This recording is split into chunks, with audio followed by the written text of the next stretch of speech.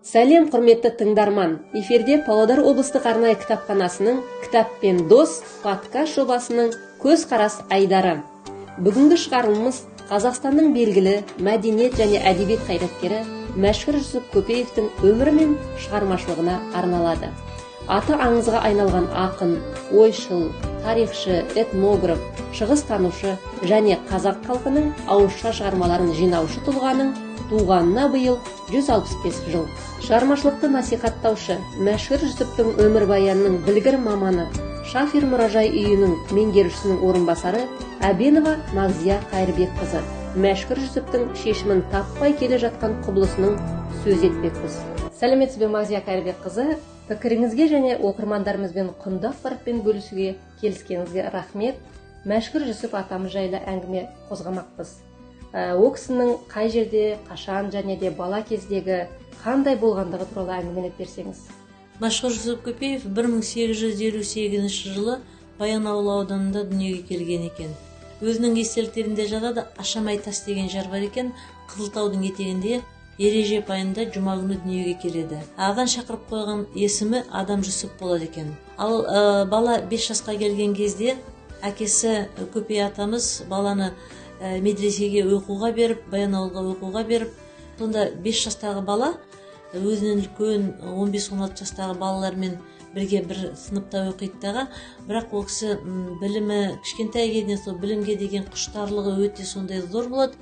Ол кісі бір естіген нәрсені, бір оқыған нәрсені бірдей қағып алады екен. Содан сабаққа дайындалып келген кезде, сабақ басталған кезінде басқа балалардан, 15-16 жастағы балалардан сұраған кезде олар дайындала алмайды, себебі енді арабша оқу өте қиын болған шығар мүмкін.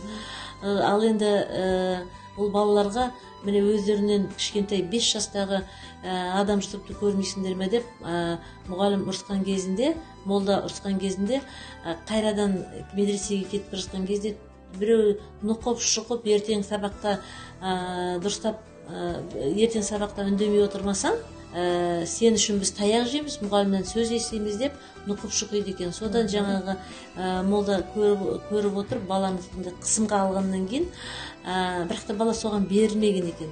Сол қысымға алғаннан кейін үйіне жетектеп алып кетіп, өз үйіне ұйықтады екен. Атамыз 40 жасқа келген кезде былай деп жазады. Мен Баянауылға әкем оқуға берген кезінде 5 жастағы баламын дейді. Әкем салтатпен келдік дейді, енді әкем келісіп баланы қалдырып кетеді ғой оқуға. Сол кезде мен әкем ұмытып кеткен шығар мен деп атына мініп қайтып бара жатқан кезде, әке деп алдынан артынан атып шыққан кезде, әкесі Көпей атамыз бұл баланы қамшымен ақырын бетіп сабап қайтарып жібереді екен. Сонда айтады, мен 40 жасқа келген кезде ғана әкемнің неге сол кезде қатал болғанын түсіндім дейді. Себебі әкесі біліп тұр ғой, 5 жастағы балаға бөтен үйде қаласың деп айту, бөтен адамдармен тұрасың деген өте қиын болады. Әкесі Көпей атамыз айтады екен, Мәшһүр Жүсіп атамыз 3 жасқа келген кезде Көпей атамыз өмір бойы жинаған жаңағы малын, терін төгіп жинаған малынан бір жылда қыста айырып қалады екен. Сонда айтады екен, мен баламның болашағы осы малдама десем, баламның болашағы білімде екен деп. Сондықтан сонау Баянауылда тұрған сол кездегі бүкіл молдалардың алдынан өтеді бала. Ең бірінші бұл кісіге әсер еткен Қимареддин Хадрет деген кісі болды. Сонау Бұхарадан тұлға болып қалыптасуына Мәшһүр Жүсіп Көпеев негізі өзінің тұлға болып қалыптасуына кімнің әсер еткенін айта кетеді, өзі жазып кетеді. Сонда ол кісі мынау Екібастұзда жатқан өзіне тұлға болып қалыптасуына әсер еткен Исабек Ишанды бірінші орынға қояды. Себебі Исабек атамыз бала Мәшһүрға жол сілтейді. Ертең білімнің бәрі сонау Бұхара жақта, сол жақтан білім алу керек деп. Әкесімен бірнеше рет сол Исабек Ишанмен кездесуге барған кезде бала кішкентай болса дағы естіген сөзінің бәрін, мәнін бәрін түсініп отырады екен. Сондықтан өзіне сондай бір үлкен рухани азық берген Исабек Ишан деп айтады. Екінші орынға қоятыны ол Мұса Шорманов. Себебі Мұса Шорманов Баянауылдың аға сұлтаны болып жүрген кезінде сол жаңағы білімге деген, қазақтарға білім үйретуге көп әсер еткен екен. Сонау Химареддин Хазіретті Бұхарадан жазып алады. Сол Химареддин Хазіреттен Машһүр Жүсіп Көпеев бала кезінде 7 жасында Әлкей Хаканович Марғұлан жазады. 7 жастағы бала, кішкентай адам Жүсіп ең бірінші жинақтаған қазақтың ауыз әдебиетінің үйлерін жинақтаған екен. Сонау Сақау Мәукеұлына барып, содан соның нелерін, жазбаларын жазып алады екен.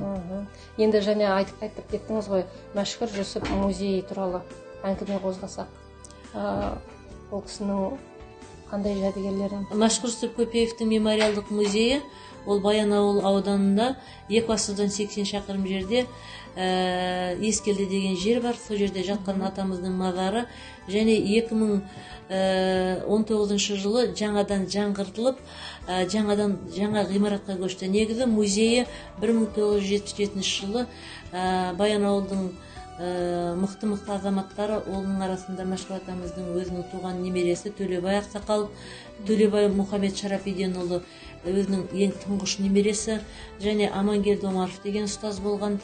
Сол кісілер, Нағи Ахметов деген азамат болған, Баянауылдың тумасы. Сол кісілердің арқасында ең бірінші рет музей ашылады. Музейді, мемориалдық музейіне қарағанда, музей қызметкері ретінде мен тіпті таңғалам. Себебі Мәшһүр атамыз 1931 жылы қайтыс болды. Одан кейін ашаршылық басталды. Одан кейін Ұлы Отан соғысы басталды. Сол кезде қарапайым келіні Ақзейнеп апамыз, Мұхаммед Шарафиденнің әйелі, үлкен ұлының жұбайы, яғни Ақзейнеп апамыз ешқашанда бір музейдің есігін ашып көрген жоқ шығар. Бірақ та әтейімнің заттары деп, ол кісі атамызды әтейім деп айтады екен. Атамның заттары, әтейімнің заттары деп, қай жерге көшіп барса дағы қиын жағдай болған кезінің өзінде жаңағы не біреуін бір сатып жерме, бірдемеге тамаққа, ашаршылық кезінде ештемеге ауыстырмай, соны көзінің қарасында сақтаған. Бүгін міне 21 ғасырда музей қызметкері ретінде мен таңғалам, жаңағы толық бай мұра қалғаны. Мәшһүр Жүсіп Көпеевтің шығармалары ол өзі бір төбе, ол туралы көп айтуға болады. Ал енді ол кісі қандай болған, қандай адам болғаны, ол кісінің тұрмысына байланысты ғой. Қандай киім киген, пайдаланған заттары, көзілдірігіне дейін бәрін сақтап қалған екен, шалбарына дейін сақтап қалған екен. Мәшһүр атамыздың өмірінің соңғы күні намаз оқырдың алдында жаңағы дәрет алғанда қолына су құйған шайнегімен жезлегеніне дейін сақталған, әмияндар сақталған. Тиын сол кездегі мынау царский қағаздардың, үлкен қағаздар салатын әмияндар жеке-жеке болған. Содан кейін Мәшһүр атамыздың тағы да ол кісінің жай кәдімгідей адами ретінде пайдаланған заттар, қолданылған заттары бір әңгімелеп береді. Мысалы, сол жаңағы Ескелдідегі Мәшһүр атамыздың мемориалдық музейінде самаурын бар. Сол самаурын, жез самаурын Туладан шыққан. Соның жаңағы қақпағында жазылып тұр: для дворца его высокопревосходительство деп. Кезінде мынау жібек жолымен келген, сол жақтан сауда жасайтын біздің көпестеріміз әкелген кезде сондай самауыр алған екен. Жаңағы самауыр туралы да атамыз қандай адам болған екен тұрмыста деп сұрадыңыз ғой.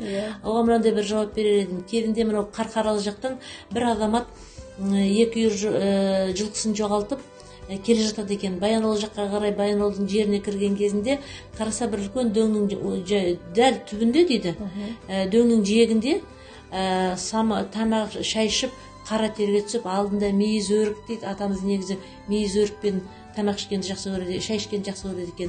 Қара терге түсіп, біреу шай ішіп отырды. Жападан жалғыз дейді.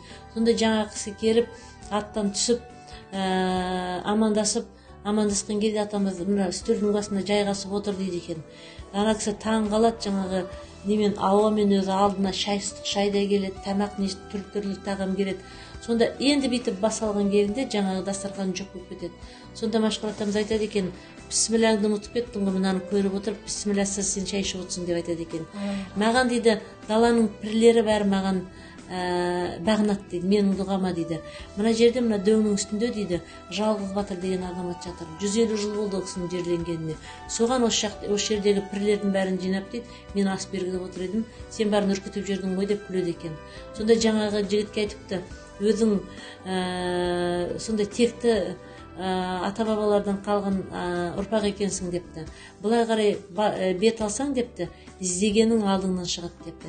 Сөйтсем атамыздың қай жаққа бағыт берді, сол жаққа барған кезде, сол жаққа біраз жүргеннен кейін алдынан жаңағы 200 жылқысы шыға келеді дейді. Осындай әңгімелер мынау Павлодар облысы, Баянауыл, Қарқаралы, ар жағында Шет Қарағанды облысының сол жақтың тұрғындарында аңызға айналып кеткен. Тамаша. Тарихқа қалдырған үлесі де ғой. Этнографиялық жағынан да өзінің. Этнографиялық жағынан қарайтын болсақ, Башқұрт Жүсіп Көпеев бүкіл Қазақстанды аралап шыққан. Ол кісі ең біріншіден қазақ әдебиетіндегі ең ірі фольклоршы. Башқұрт Жүсіп Көпеев деген кезде біз ұлы ғұлама деп айтуымыз керек. Ол кісі өте жан-жақты болған. Ұлы ғұлама деген бұл кісінің жаңағы біліміне, деңгейіне үлкен мағына беріп, солай атауымыз керек.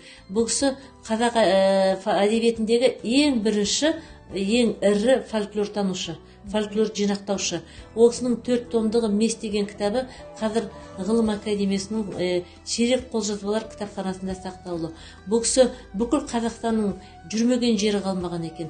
Бүкіл Қазақстанды жүріп отырып, әрбір батысқа баратын болса, шығысқа баратын болса, сол жақтағы әңгімелерді, дастандардың бәрін, өлеңдердің бәрін жинақтаған кезде бұл кісі мынандай нәрсеге мән береді екен. Егер де сен біреудің өлеңін жазып отырсаң, өзің ақын болғаннан кейін жаңа ақындық қабілетіңді пайдаланып отырып, ананы түзетуге болмайды дейді. Ол сол қаймағын сақтап қалу керек.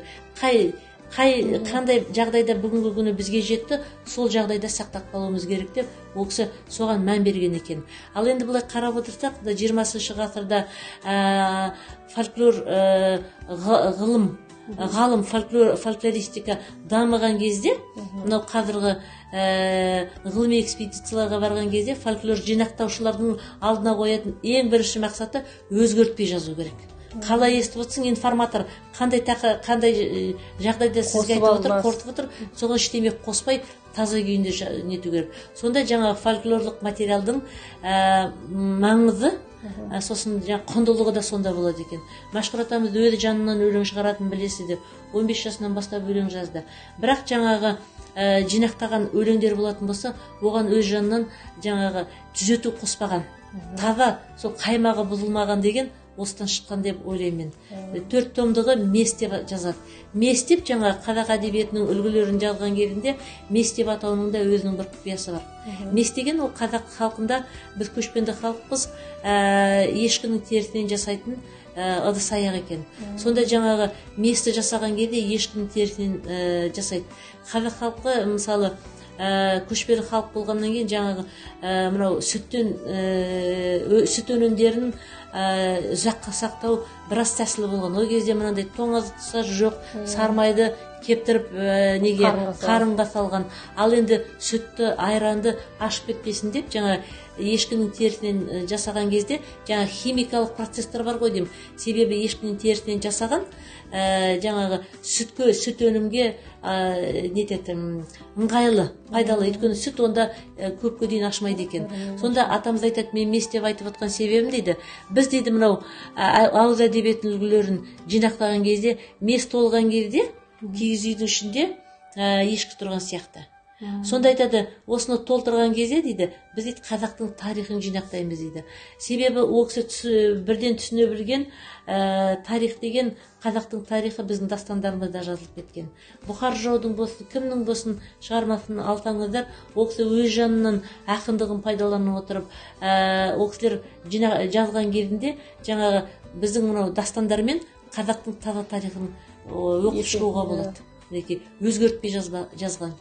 Жақсы, рахмет. Енді осындай қызықты да мазмұнды әңгіме үшін оқырмандарымыз бен тыңдармандарымыздың артынан сізге алғысымыз шексіз. Сізге шығармашылық табыс пен шабыт тілейміз.